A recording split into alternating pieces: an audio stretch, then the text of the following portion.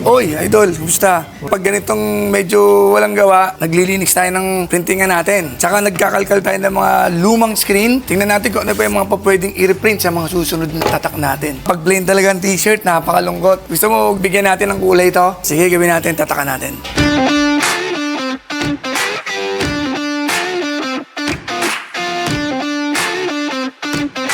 So yun, bago kayo mag-print ng t-shirts, siguro dun yung malinis, mabuti yung platen. So walang mga sinulid, walang mga dumi, dapat makinis na makinis. Kasi pag may mga dumi-dumi, paghagod mo ng t-shirts, lalo na sa mga spot, magbabatik-batik yun.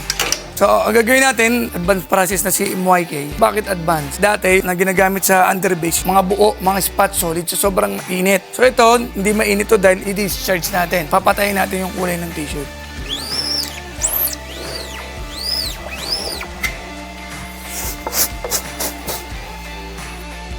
Ayan, ano, boring pa ba? Makulay na. Sa mga karagdagang kaalaman, patuloy lang sa Mobaybay sa Uniprint page. Ito po yung Master J. Good slide.